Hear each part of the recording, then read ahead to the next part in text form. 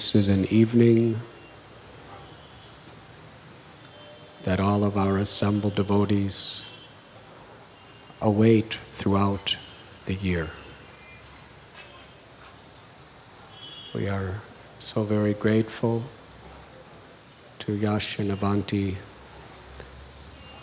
and their family for opening the doors to their wonderful home for all of us to hear and chant the message of the Lord. Tonight is especially auspicious. It is the Magh Purnima, the full moon night of the month of Magh. It was on this day that one of the greatest spiritual teachers of history took his birth in this world, Srila Narottama Das Thakur. He was the son of a king, a prince who was the sole heir to all of the wealth and power of the kingdom. But as a child, in the association of a very dear devotee of Lord Chaitanya named Krishna Das, he was continually yearning to hear more and more about Lord Krishna and his devotees. And he was especially very, very eager to hear about the lives of those who loved God. It became such an obsession in his life that he was longing to be amongst such saintly persons and yearning to dedicate his life, his soul, his everything to the service of the Lord. It is a beautiful story. At the birthplace of Narottama Das Thakur, not long ago, we gave a brief summary of his life history, and we couldn't speak for less than 6 hours. But tonight I will spare you that austerity. And I can say just a few things. How Narottama Das Thakur, he was crying in separation from the Lord. And Lord Chaitanya, who is the most munificent and merciful incarnation of Lord Krishna, appeared to him in a dream and told him to go to Vrindavan. So Narottam, who was still a child, he left secretly through the forests. His father and mother sent detectives to search for him. And they found him deep into the forest, all alone, traveling by footpaths. From Kaitari, which is in Bangladesh, to Vrindavan, I believe it's over 1,000 kilometers. And he was walking alone. Where will he get food? Who will protect him? These concerns never even crossed the footpath of his mind. He was going to Vrindavan, the eternal land of Krishna, the place that so many unlimited saints have taken shelter of since time immemorial.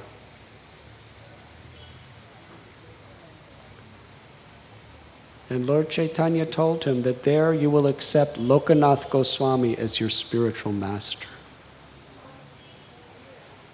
The detectives found him many days into his travel. They were going to take him home by force. But Narottama Das Thakur was so pure, so innocent. His love was so deep.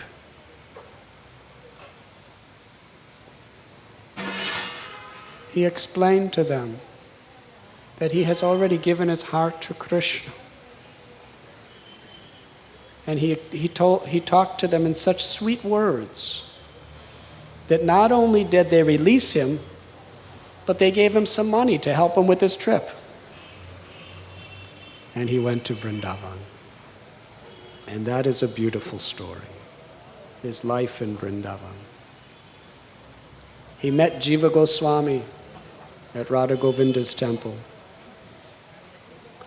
And Jiva Goswami brought him to the great Vaishnavas. When he came before Lokanath Goswami, he fell at his lotus feet and begged Lokanath Goswami to accept him as his disciple. But Lokanath Goswami explained, in my life, I have never accepted a disciple. I am not qualified. I have no real love for God. What can I do for anyone else? Now in my old age, and my dearest masters, Rupa Goswami, Sanatan Goswami, they have departed from this world. I have no capacity to train anyone in the path of devotion. It is not possible. Besides that, the Lord has appeared to you several times. He has sent you to Vrindavan. You've already seen Krishna. How can I help you? I am insignificant. Narottama Das Thakur, he cried. That was his sincerity. He said, I am lost in this world of dualities and illusions. Without the grace of a spiritual master, there is no hope for me. But still, Narottama Das Thakur did not want to disturb Lokanath Goswami's sentiment. Lokanath Swami would not accept any service for himself from anyone because he considered himself so unqualified. Narottama Das Thakur, he wanted so deeply to serve this great soul, but he didn't want to embarrass him. So he did it secretly.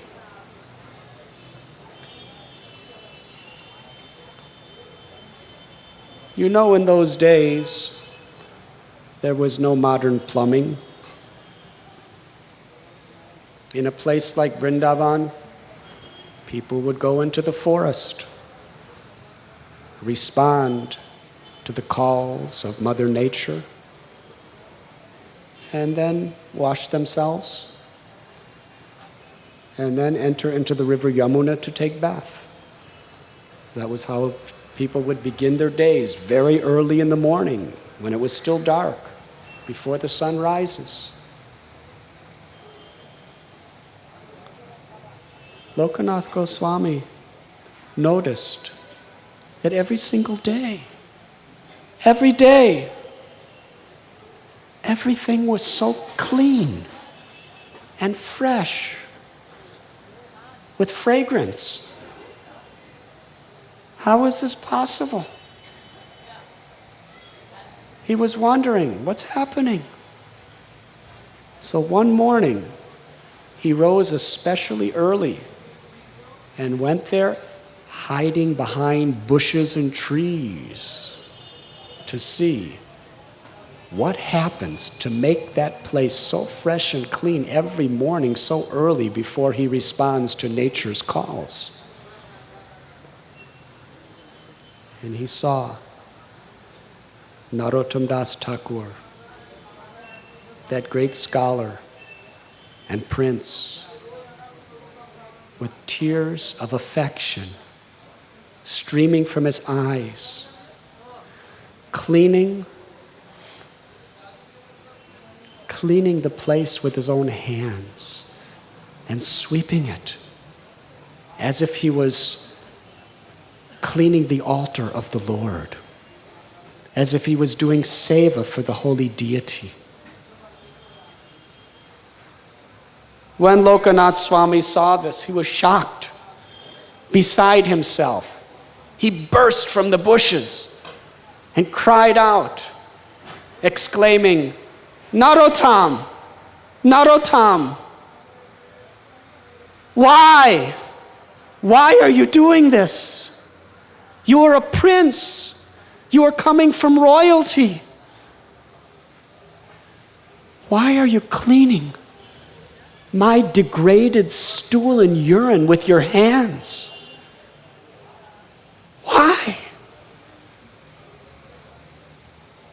Narottama Das Thakur hung his head low in humility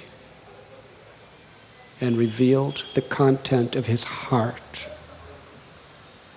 He said, "My dear Guru Maharaj, I have left the illusory riches of this world, which all culminate in death. I have left everything, and I have achieved the ultimate perfection of all my desires, the supreme spiritual treasure of menial, humble service to a great soul." Seeing his sincerity and hearing his words, Lokanath Goswami's heart melted,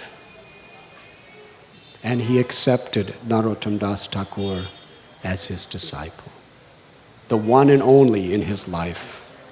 He gave him the initiation into Radha Krishna's mantra.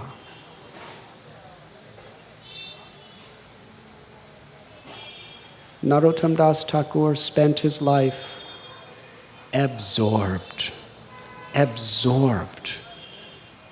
in relishing the nectar of the holy name, in tasting the sweetness of Krishna's beautiful pastimes, in worshiping Krishna's all-beautiful form.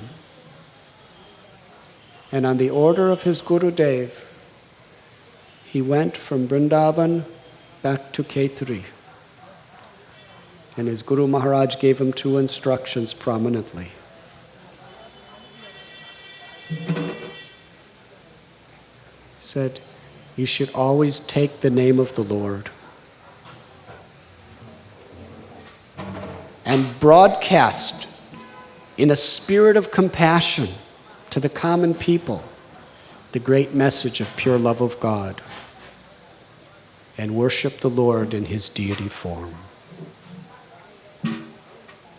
Narottama Das Thakur,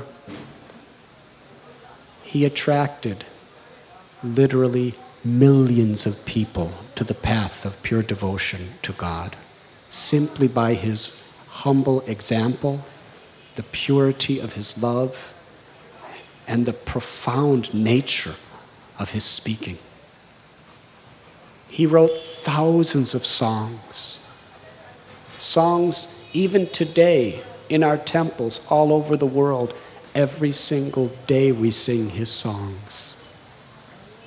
In the morning during our Guru Puja to our beloved Guru Maharaj, Srila Prabhupada, we sung Shri Guru Charana Padma, which is the expression of Narottama Das Thakur's love for his Guru Maharaj, Lokanath Goswami.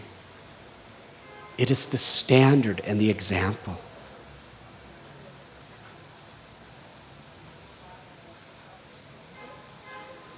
Hari Hari Vipale Janama Gonainu Manusya Janama Paya Radha Krishna Nabajiya.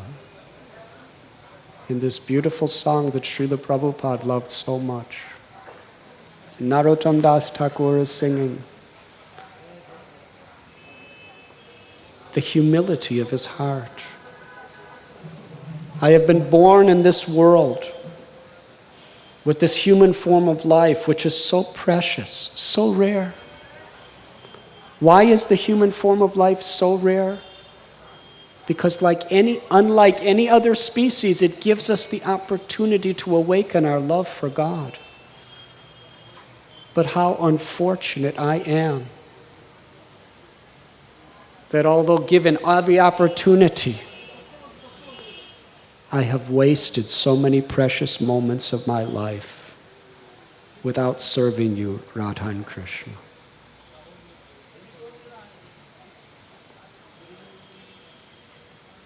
Dinahina yata chilo harinamu thadilo, thara sakshi jagai madhai. But you have so mercifully appeared in the vibration of your name, my Lord, and can deliver the hearts of everyone and anyone who sincerely takes your name.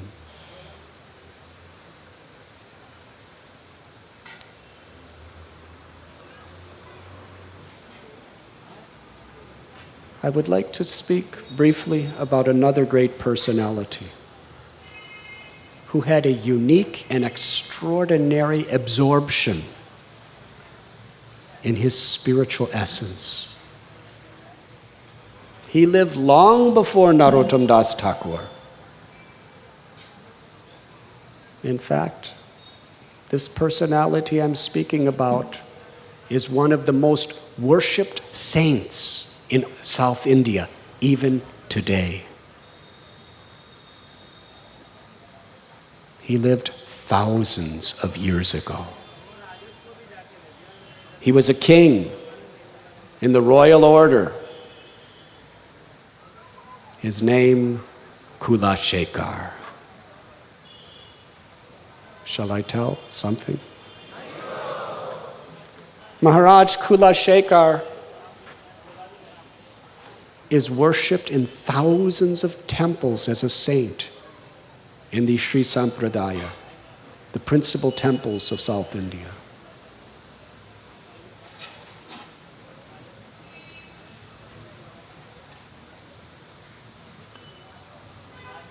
He was born in the dynasty of the Chera dynasty. Their capital was Trivandrum.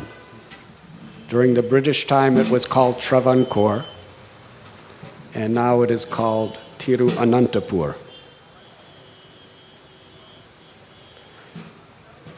That was the place where his forefather kings resided. They had a great tradition. All of the kings of the Chera dynasty considered that Lord Krishna, in his form in the temple of Ananta Padmanabh, was the king. And they were simply meant to be the vessels of his will on earth. They were like the trustees, but he was the proprietor. Krishna was the proprietor, the controller of everything. Therefore, every single day, for generation after generation after generation, each king would come before the Lord in the temple 2 times, morning and evening, and give a report of all the daily activities within the kingdom. Kulashekar Maharaj was born in that atmosphere. His father's name was Dritavratha, great king. And he wanted to train his son to be an excellent servant of humanity. He learned all the arts of war, government. He learned the arts of the Holy Scriptures. He studied the 4 Vedas, the 18 Puranas, the Itihastas, the 6 Shastras. He was so profoundly expert at everything he did that when he was just a young man, he was coronated as the king, and his father retired. How he ruled over the citizens. He was so great that he became the king of the entire South India, Dravida Desh. Now, for those of you who understand the ancient history of that part of the world, there were predominantly three dynasties of kings. There was the Chola dynasty, who had their capital in Kanchipuram, the Pandya dynasty, who had their capital in Madurai, and the Chera dynasty, who had their capital in Trivandrum. King Kulashekar attracted people's hearts to trust him so much that he became the king of all the three regions, Chola, Pandya, and Chera dynasties. And all the kings from other provinces, they were all subordinate to him. He was emperor. So powerful. He had trained his military to be undefeatable. But also, he was so fair. He had such integrity. There was such perfect justice within his community that all the citizens loved him like the sons and daughters loved their father. And he treated all the citizens as his own children. The weak felt strong under his command, and the strong were always in check of not becoming overwhelmed with their wealth and power under his check.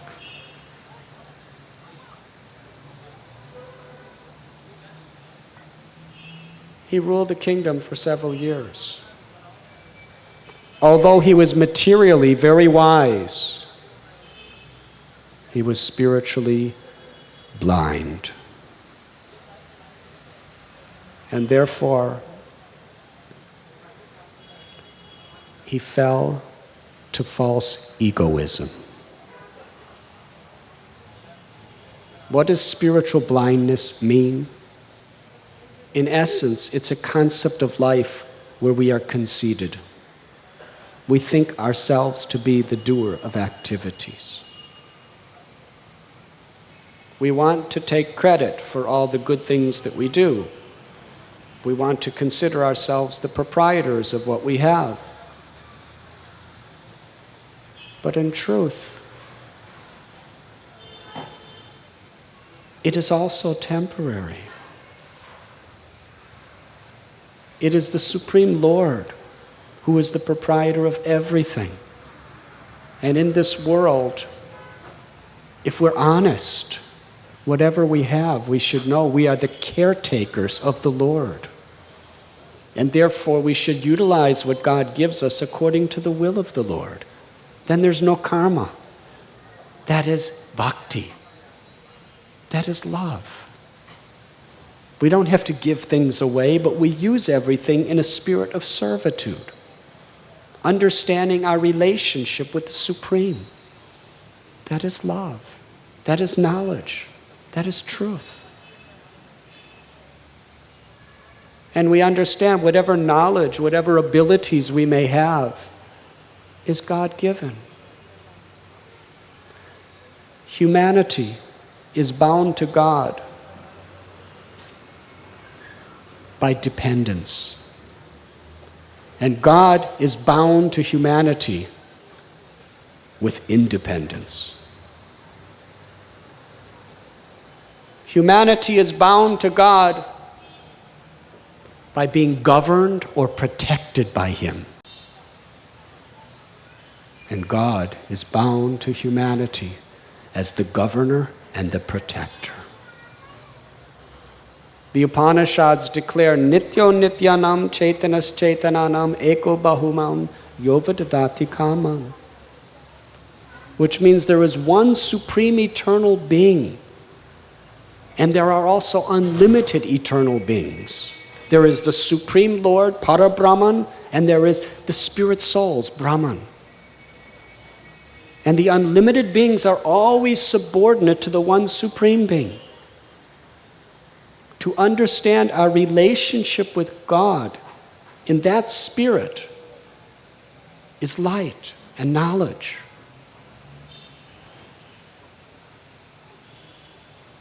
King Kulashekar was very much intoxicated, and therefore he could not see things as they were. But by the grace of God, mysteriously, something started changing in his heart. His worldview was being transformed. He was seeing the egoism of this world. His values were changing.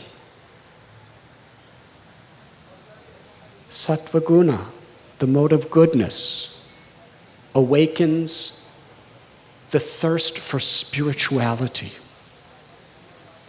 Rajaguna and Tamaguna, the modes of passion and ignorance, awaken a thirst for those things that further bind us within this world. King Kulashekar, he was experiencing the futility of life without God. And at the same time, he was getting a glimpse of the essence of Krishna, the beauty of God, the glory of God. And he was feeling great bliss. At that state, he was yearning for spiritual enlightenment. And it is said, by the mercy of Krishna, one gets Guru, and by the mercy of Guru, one gets Krishna. Lord Narayan sent the great Vishwakshena to be the spiritual master of King Kulashekar. He initiated him in the Pancha Samskaras and instructed him in the science of spirituality. King Kulashekar became so intoxicated with love of God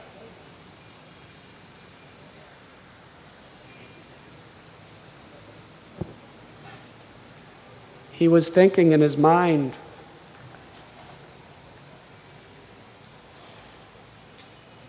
that all my life I've been so proud, so vain, and now I see the emptiness of it all. And I look around at how the world is living. People are simply living like dead corpses without understanding their spiritual essence.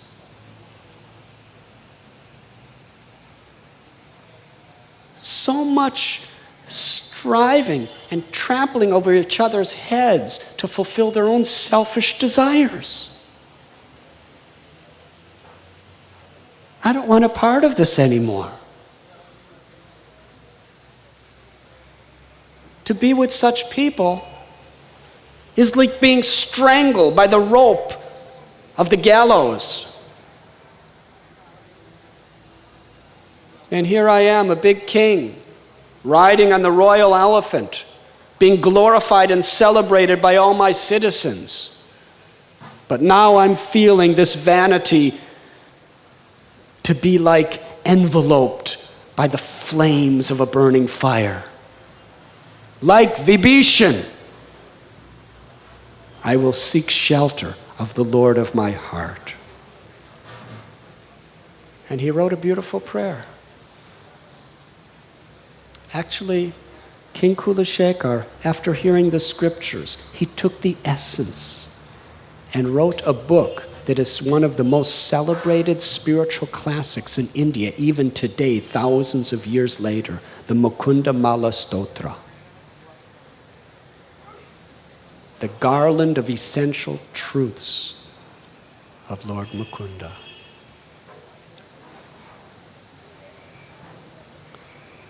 He was thinking, I will go to Rangakshetra, to the temple in Srirangam, and there I will surrender my life to the Supreme Lord and always keep the company of his loving devotees.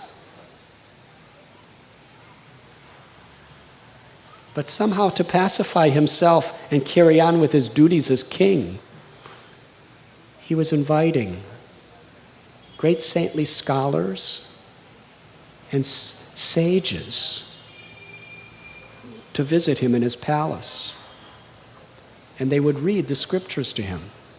They were reading the 18 Puranas, the Itihastas, the Mahabharata. And he organized within his palace every day a reading from Ramayana, the life and teachings of the incarnation of the Lord Sri Ramchandra, son of Dasarath. He became so absorbed. Although he was performing all his duties as a king to the citizens, protecting them, providing for them perfectly, he was absorbed so deeply in Krishna. I will give an example. They were reading Valmiki Ramayana, and there was a beautiful verse describing how after Suparnaka was insulted, she told Kara and Dushan, the two brothers of Ravana, what had happened. And in Panchavati, which is today Nasik, Kara and Dushan attacked Lord Ram with 14,000 Rakshasa soldiers. They had chariots and horses. They were equipped with the most dangerous weapons of the day. Seeing this vast army of 14,000 soldiers rapidly approaching, Ram told Lakshman to take Sita to a secluded place and protect her. And Ram stood alone with his bow and arrow to fight the entire army. And Valmiki Muni asked the question, how could Lord Ram alone combat against so many trained military men? When King Kulashekar heard that line, how could Ram fight this battle alone? It was as if it lit a fire of wrath in his heart. He jumped up and he said, Ram is alone in Panchavati.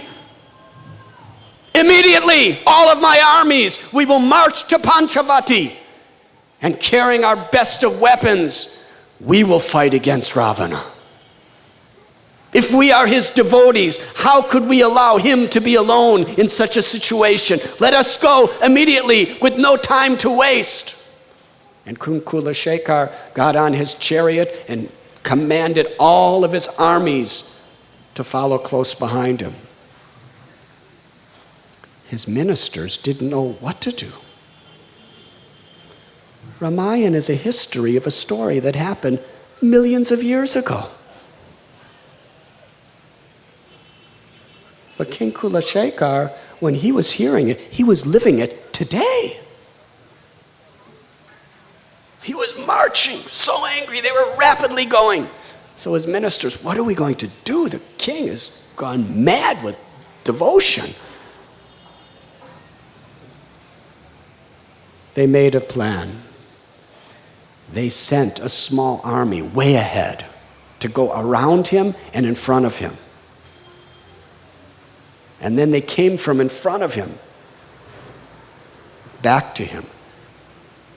And the army said, we have just come from Panchavati, Nasik. And we're happy to tell you, dear king, that Ramchandra single-handedly slayed all the 14,000 Rakshasas. And now he's united with Sita, and he's very happy. King Kulashekar was in excessive bliss to hear this. Oh, my Lord is victorious, And he went back to his kingdom and had a big celebration in the victory of the Lord. So from that day on, during the Ramayana readings, they were very selective of what they would read. Any happy parts of Ramayana, they would read with great enthusiasm. But any situation where Ram was in danger or Sita was in danger or any situation where there was sadness, they would either gloss over it or they would avoid it altogether. Now, King Kulashekar, he was living the Ramayana. He was not just reading a history of thousands of years ago. He was living it. As he was hearing it, any important event that took place in Ramayana, he dedicated his entire capital of his kingdom to celebrate it. Every day there was a festival. Today Ram did this, and he would spend large sums of money, and he would just have beautiful darshans and beautiful artis and beautiful decorations, and he would feed all the Vaishnavas, and he would feed all the common people, and he would give charity to the poor. It was fantastic. Every day it was like this. His whole kingdom was nothing but festival after festival after festival because of the events that Ram was performing. One day, his reading guru was sent on an important mission by someone. So his son read that day. But they forgot to tell the son about King Kulashekhar's divine sentiments. So he was just reading everything. And he came to the portion of Ramayana where Ravana kidnaps Sita and forcibly drags her to his kingdom of Sri Lanka, where she was under an ashok tree being harassed and terrorized by him daily. Kulashekar heard this. His heart exploded with wrath. He jumped up, he started screaming out, "Immediately! Assemble all of the armies, and I will lead you. We will march across the ocean to Sri Lanka. I will burn that city to ashes. I will slay that demon Ravana and all of his relatives. And I will rescue the weeping Sita, my mother, my life and soul, and return her to Ram. Now let us go." He picked up his sword, he picked up his bows and his arrows, he boarded his chariot, and as fast as a wind he was going forward, and his armies were following. They didn't know what to do. King Kulashekar was so intense in his devotion that when they got to the ocean, he didn't even stop to think how we're going to cross it. He just got off his chariot and just started running into the ocean with his sword over his head. Hare Krishna. And he got up to his neck, and he was still going. And his ministers, they didn't know what to do. It was shocking. They were staggered. They couldn't say a single word. But this was critical. It's hundreds of miles of ocean. And he's running. It's going up and up and up. He starts swimming with a sword in his hand to rescue Sita. At that point, when it was that crucial moment of life and death for him, he didn't even consider it. But something wonderful happened. Approaching from in front of him was his beloved Lord Rama, with Sita holding his arm. Lord Sri Ramchandra with his eternal consort Sita appeared before King Kulashekar because of his unmotivated love. And Ram said to Kulashekar, when he was swimming in the water with his swords and his shields, he said, I'm just coming from Sri Lanka. He said, we just defeated Ravana. He's finished. The whole Sri Lanka is now under the rule of the great devotee Vibhishan. And look, Sita's she's at my side now. And Sita said, yes, I'm safe. I'm with Ram again. He said, by your prayers, Maharaj Kulashekar, by your prayers, we were victorious. Now, you should return home to your own kingdom. And Ram said, I will lift you up and carry you back to your palace, just as I lift the fallen souls out of the ocean of birth and death and bring them to my home in the spiritual world. Sri Ramchandra then lifted up King Kulashekar and brought him back to the shore and brought him back to the palace. Now the ministers, after this event, they didn't know what to do with this king. Was he eccentric? He was just absorbed in ecstatic love, beyond time and place of this world. But the ministers were thinking he had a disease, and we have to deal with this disease.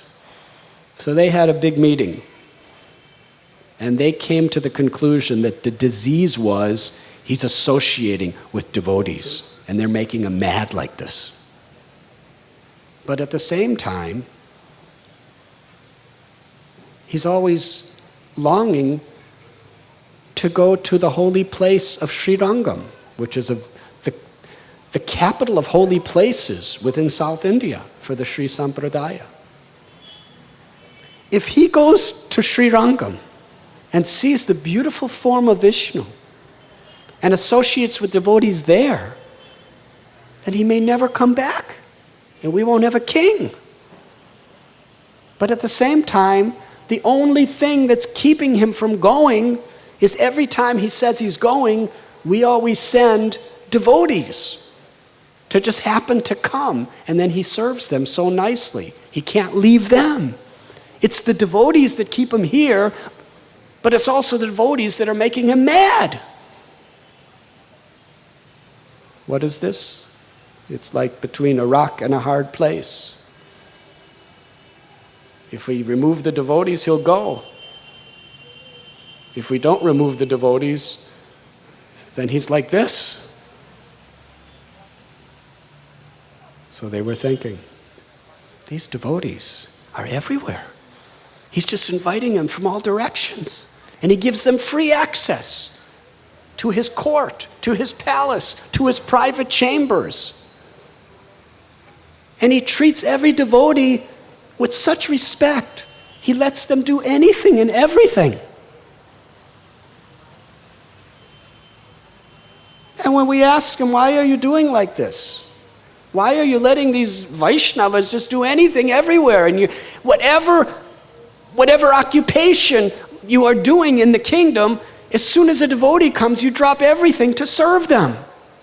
And his reply is that my realization is, by serving a devotee of the Lord, it is as good as serving the Lord for 60,000 years.